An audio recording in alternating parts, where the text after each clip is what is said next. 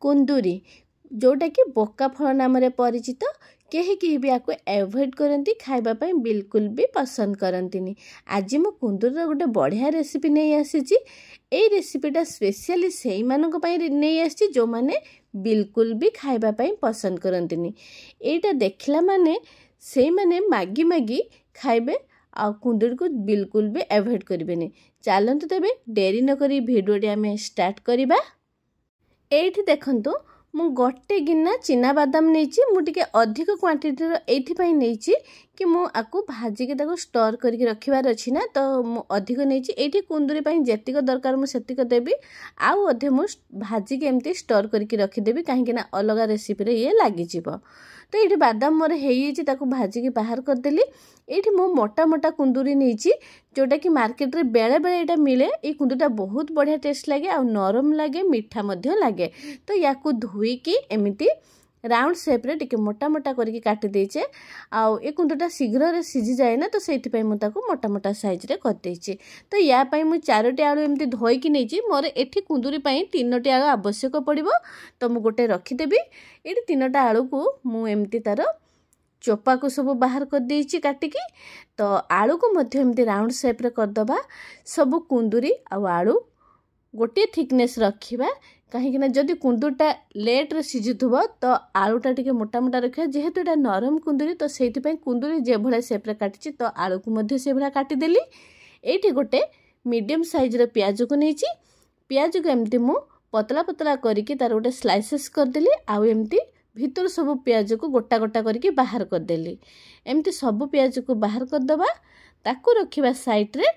एठी गोटे कढ़ाई बसे देली गैस रे। तो कढ़ाईटा गरम हैला परे आमे तेल दे देबा। 2 बड़ चामच सोरिष तेल दे देबा। सोरिष तेल रे बहुत बढ़िया टेस्ट आसी थाए।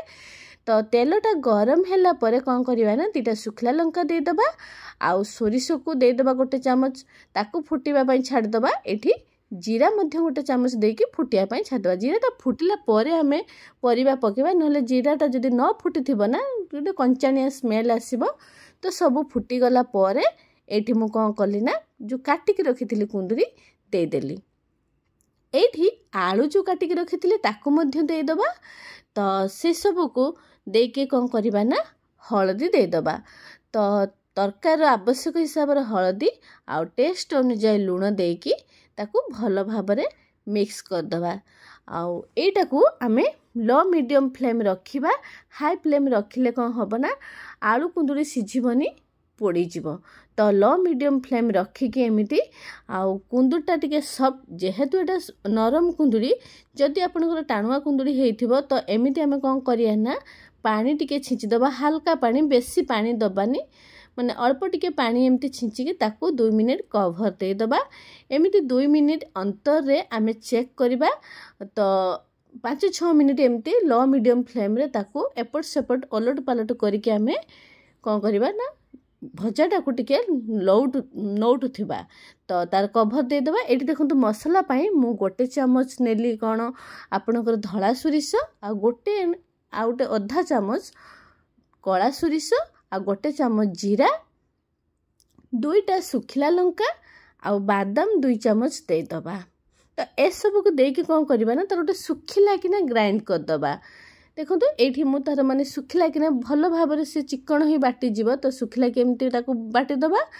ये 10-12 कला जो रसुण मु चोपा छोड़े रखी थी ताकू दे दीजिए। आ गोटे फाड़ पियाज एमती स्लाइसेस करके दे दबा। तो तार गोटे पेस्ट बनवाई कौन करिया ना टी पानी दे दबा। पानी मसला हिसाब से देबे जेमती ग्राइंडिंग टा भलरे करी हबो। तो से हिसाब से पानी दे दबा। आकु कौन करिवा ना चिकन करके तार गोटे पेस्ट प्रस्तुत कर दबा। देखंतु मु एठी ताकू बाटी आनीची। तो मोर मसला प्रस्तुत हो एबे चेक कर दबा। एठी कुंदुरटा 70% कुक हो जाइए। ए स्टेज रे कौन करवा ना जो काटिकी रखी ना पियाज ए सब को दे दबा। आपण चाहिए पियाज प्रथम भी दे पारे परिबा सहित जदि मोटा मोटा करिथिबे। तो मुझे पतला पतला करिछि। तो लास्ट देली एइथिपाई कहीं पियाजर टेस्ट आसीबो। पियाजटा सिझिथिबो किंतु टिके क्रंची लागुथिबो।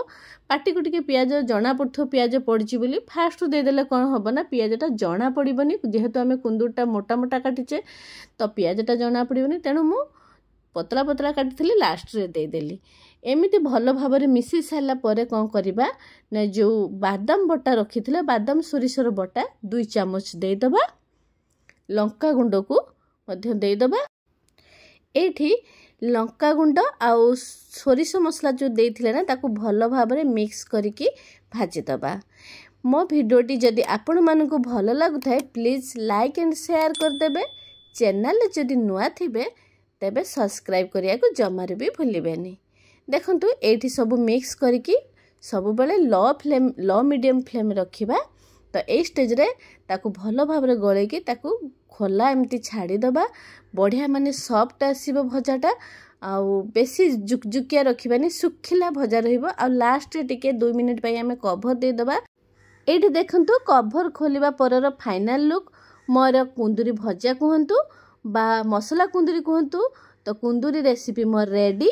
आउ एई भलिया हमें ताकू सुखिला रखिबा बेसी जुकजुकिया रखिबानी। एमती सुखिला रखिले भात सहित खांतु बा रोटी सहित बहुत बढ़िया रहिबो। आउ मोर एई रेसिपीटा रेडी हिएछि खाया पाई। तो एई भलिया रेसिपीटे घरे निहाती बनांतु। निजे खाइबा सहित परिवार समस्त को खुआंतु। आ रेसिपीटी केमिति लागिला तार अनुभूति मते कमेंट रे जणांतु। सेते पर्यंत रहुछि मु आउ एक नुआ रेसिपी नेकी आपण मानक पाखको आसीबी। जय जगन्नाथ।